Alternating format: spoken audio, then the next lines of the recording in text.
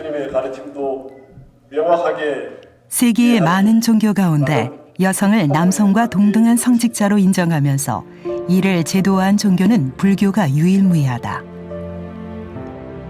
부처님께서는 여성은 물론 모든 사람이 열심히 정진한다면 큰 깨달음을 얻어 해탈할 수 있다고 말씀하셨다.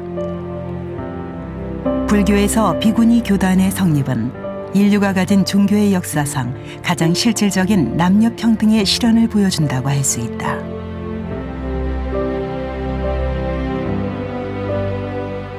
제가 속한 이 나라 이곳에서 나와 함께 살아가는 중생들이 이제 더 이상 고통받지 않고 보다 더 행복하게 살아갈 수 있도록 부처님의 법을 잘 전할 수 있는 대자비와 대지혜를 갖춘 부처님의 제자가 되기를 간절히 바라옵니다. 이제 다시 부처님과 부처님의 한국 불교에서 비구니 스님들은 부처님 제자로 인정받는 계를 정식으로 받음과 동시에 삼보의 하나로서 제가의 귀처가 된다. 우리나라는 세계 불교 국가들 중에서도 비구니 교단의 명맥이 가장 굳건하게 계승되고 있는 나라로 꼽힌다.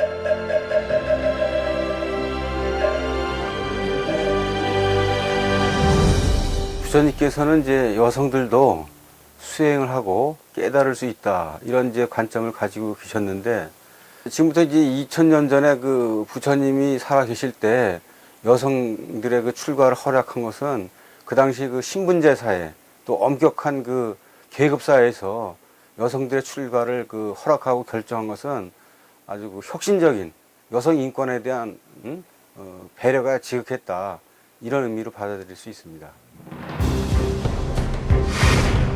불교 발생지인 인도에서 여성 출가를 인정함으로써 여성 출가자의 영적으로, 지적으로 성장할 수 있는 기회는 주어졌지만 제도적 리더십의 지위는 제공되지 않았다. 또한 동남아의 경우에는 비구 교단만 인정하고 비구니 교단은 인정하지 않고 있다. 이런 것과 비교해 볼 때 한국 불교는 과거에서 현대에 이르기까지 가장 다방면으로 비구니 위상을 정립해 나가고 있다고 할 수 있다.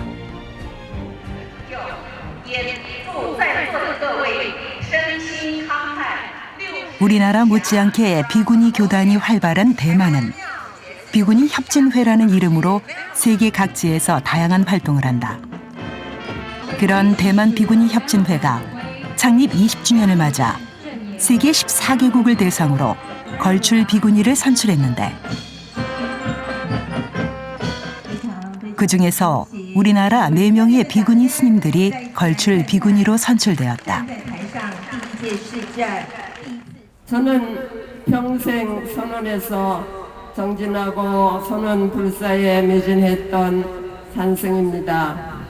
이러한 제가 대만불교 비구니 협진회에서 선정한 영광된 상을 받게 된 것에 대해 감사함과 기쁨을 전합니다. 대만불교 비구니 협진회와 이렇게 인연이 되었다는 것은 국가와 인종을 떠나 함께 힘을 모아 지구촌의 부처님의 대자대비 사상과 실천을 널리 펼치라는 부처님의 뜻이 담겨 있다는 생각이 듭니다. 한국 비구니 교단은 세계 각지에서 교육과 예술, 문화, 학술 등에서 부처님 가르침을 전하는 데 앞장설 뿐만 아니라 세계 주요 불교 국가들의 비구니 교단과의 교류에도 힘써 나가고 있다. 이번에 전 세계적으로 45명의 스님들이 상을 타게 됐는데요. 여기 대만에서 20년 동안을 고생하시고 현장에서 이제 오늘이 되기까지 하신 공덕주들이 많고, 그 다음으로는 한국이 4분을 선정이 됐다는 데 대해서 아주 감사하고 기쁘고 그렇습니다. 어려움에서 우리 한국 비구니 스님들이 더 훌륭하시고, 또 앞으로 대만과 전 세계의 지도자들이 모여서 미래를 향하는 그 협진의 꿈이 이루어진다면 아마 한국 불교 비구니 스님들이 초석을 이루지 않을까 이렇게 생각합니다. 우리 한국불교 비구니 교단은 세계적인 사회 활동에서 큰 기량을 발휘하고 있을 뿐 아니라 학문과 수행에 있어서도 가장 뛰어나다는 인정을 받고 있다.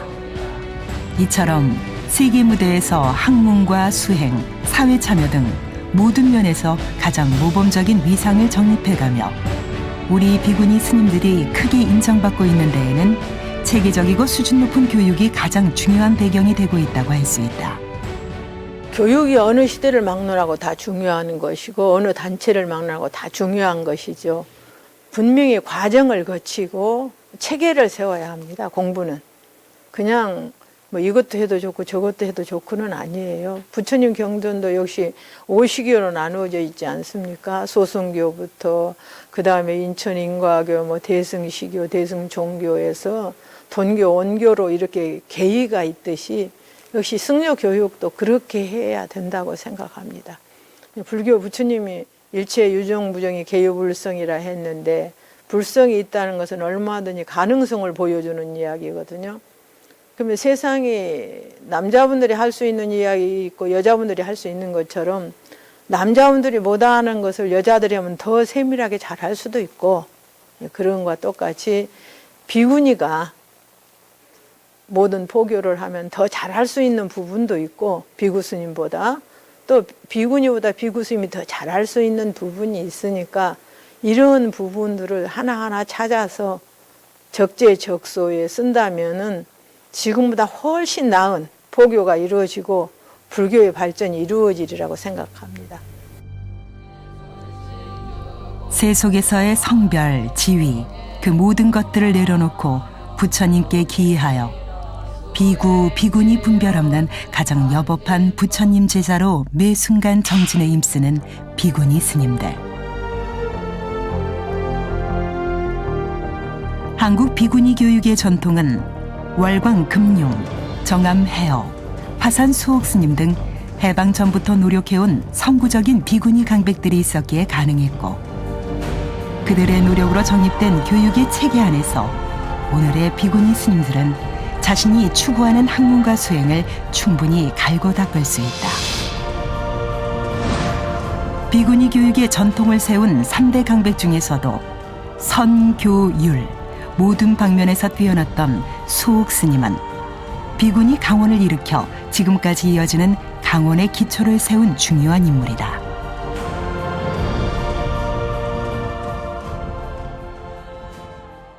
일제시대라든가 해방 직후에서는 비구니 스님들은 작은 암자에 머물고 또 그 남자 비구 스님들이 공부할 때 총괄하는 정도에서 공부를 했지 어떤 일정한 사찰에서 강원이라는 이름하에 어떤 강사 스님을 모시고 학교의 형식을 교육의 시스템을 이용해서 공부한 적은 없었습니다. 근데 이제 종합운동 이후에 뭐 성남사랄까 내원사 또는 이제 강원 같은 경우는 운문사 또 동학사, 청암사 이렇게 약간 이제 사격이 좋은 사찰에 그 비구니 스님들이 입주할 수 있도록 배려를 함으로써 비구니들이 열심히 사찰을 관리하고 불사를 함으로써 그 선방과 강원할 수 있는 사격을 올리고 그러한 상태에서 이제 그 교육의 제도랄까 내용이랄까 프로그램을 결합시킴으로 인해서 어떤 그 비구니 스님들이 어떤 전형적인 사찰에서 독자성을 가지고 참선하고 가원 교육을 할 수 있는 그런 기반을 스스로 자주적으로 만들었다. 해방 전 교육을 받은 비구니 스님들은 정화 후 동학사, 운문사, 복령사, 청암사, 삼선 승가대학 등 주요 비구니 강원을 설립하는 주역으로 활약했다. 해방 후 최초의 비구니 강원이 개설된 동학사. 동학사는 1864년 강원 개설한 이후 제10대 운어 스님까지는 비구 전문 강원이었지만 1956년 최초의 비구니 전문 강원으로 바뀌면서 새로운 불교 교육의 산실로 거듭났다. 경전이든 부처님은 대화로 풀어요. 그러면 제자가 물으면 대답하시고 또 대답에 의해서 다시 또 묻게 하고 이렇게 해서 스스로 알아가도록 인도하는 것이 부처님의 설법이거든요. 그럼 여기서도 그래요. 부처님 말씀처럼 스승과 제자로 법맥을 잇고 그 법맥을 이어주는 주요 공간이 바로 강원이다. 그렇기에 비구, 비구니를 막론하고 치열하게 공부할 수 있는 교육 공간을 갖기 위해 노력하는 것이다. 교육을 받은 것을 바탕으로 해서 또 뭐 일반 대학에 가서 박사과정을 받는 사람도 있고 다른 학문을 하려면은 불교에서 하지 않는 학문을 하려면 그렇게 할 수밖에 없으니까 그렇게 하고 군부대에 가서 하는 군법사도 있고 또 교도소에 가는 법사도 있고 또 군인회에 가서 지도하는 법사도 있고 그 외에 뭐 어린이 법회도 하고 또 모든 분야에 비구니가 들어가 있지 않는 곳이 없습니다. 이렇게 해서 모든 분야에 전부 들어가 있어요. 어쨌든 비구니 스님네들 거의 80% 이상이 다시 재교육을 하고 있습니다. 그거는 제도에 의해서가 아니라 본인 스스로 하고 있어요. 그래 다시 돌아와서 모든 곳에 투여가 되고 있죠. 대승불교에서 학문은 스님 개인의 깨달음을 위해서만 중요한 것이 아니다. 수많은 사부대중들이 그들로 인해 환희심을 일깨우기에 더욱 중요한 것이다. 그래서 오늘도 시간을 잊고 공부에 열심인 비구니 스님들. 이들의 용맹정진이 있기에 한국 불교는 한 걸음 더 발전하고 더 많은 불자들이 부처님께 더 가까이 다가갈 수 있다. 현재처럼 비구니 스님들이 수행도 많이 하고 또 학교 교육도 많이 받고 대학원도 많이 가고 포기도 많이 하고 사회 참여도 많이 하고 사회 복지도 많이 할 수 있는 그 근간은 바로 비구니 스님들이 스스로 자주적으로 교육을 해가지고 불교 교리도 많이 알고 불교의 진실과 불교의 좋은 점을 체득을 해가지고 대중들에게 전달할 수 있는 능력과 힘을 체득했기 때문에 비구니들의 어떤 성장에 기반이 됐다, 이렇게 볼 수가 있는 겁니다.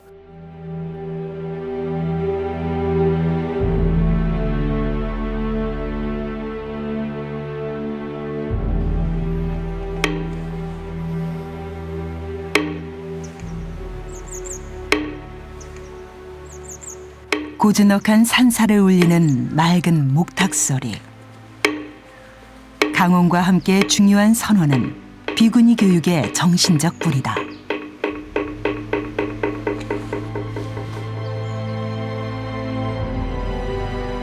가장 대표적인 비구니 선원으로 원효대사가 화엄경을 강의하며 천성을 내신 천룡고찰 내원사. 한국전쟁으로 전소되었다가 내원사에 59년 선원을 지은 분은 수옥스님이다. 원효스님에서 수옥스님으로 이어진 내원사의 가풍은 성과 교가 함께 어우러져 그 힘을 지닌 도량으로 오늘날 많은 수자들이 깨달음의 꽃을 피워내고 있다.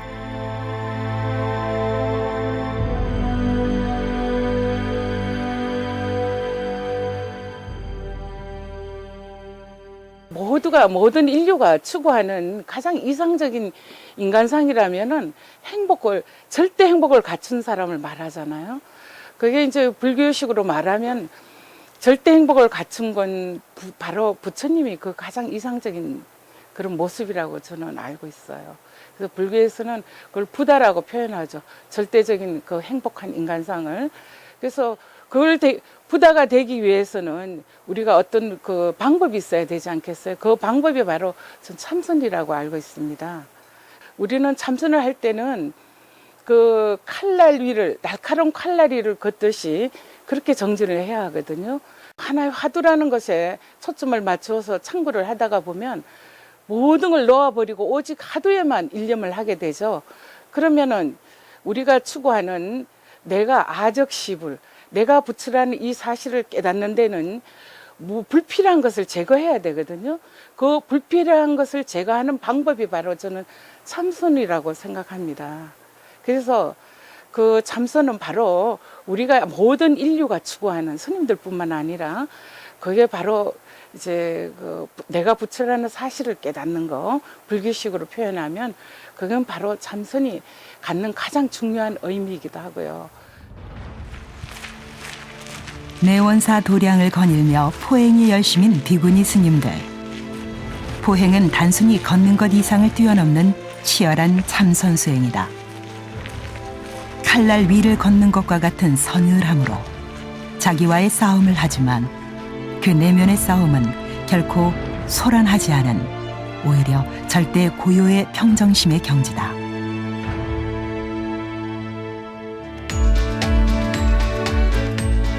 도심 한복판에 자리 잡은 삼선승가대학원. 예전 5대 비구니 강원으로 꼽히던 삼선승가대학이 오늘의 모습으로 변모하였다.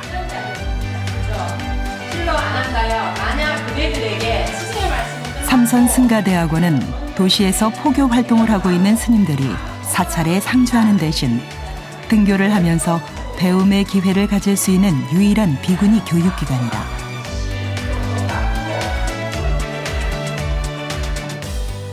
저희가 원래는 승가대학을 운영했어요. 그런데 이제 교육원의 방침도 있고 또 출가자 수도 모자라고 그래서 2014년도 끝내고 2014년도부터 대학원을 새로 설립하게 됐습니다. 근데 여기는 이제 재교육을 하는 그 교육기관입니다. 그래서 이제 승가대학에서 미처 다 공부하지 못한 분야, 예를 들면 뭐 초기경전이라든가 또 뭐 대지도론 뭐 이런 것도 여기는 순차적으로 과목에 넣어서 교육을 하고 있습니다. 그래서 이제 한문에 대한 원전이 좀 부족한 부분을 다시 메꿔주고 또 다시 일반 승가대학에서 하지 못한 공부를 재교육시키는 그런 그 목적으로서 이 승가대학을 설립하게 됐고 그런 방향으로 운영을 하고 있습니다. 도시 포교는 중생들의 도시 생활만큼 분주하고 해야 할 일도 많다. 따라서 스님들도 마음먹은 대로 공부를 하기가 여간 쉽지 않다. 스승은 경과계가 될 것이라고 스승을 지목하는 부분이죠. 하지만 삼선승가대학원과 같은 재교육기관이 있어서 시기를 놓쳐 미처 더 배움의 시간을 가지지 못한 많은 스님들이 그에 대한 갈증을 해소할 수 있다. 이러한 교육의 확대를 통해 한국 불교 비구니 교단이 가지는 위상과 역량은 더욱 향상될 수 있는 것이다.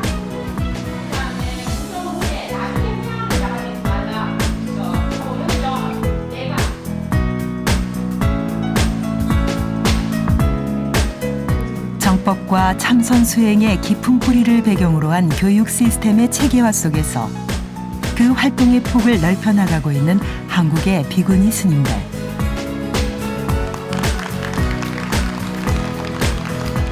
이런 분위기 속에서 교육의 방법과 내용도 다양해지고 있다.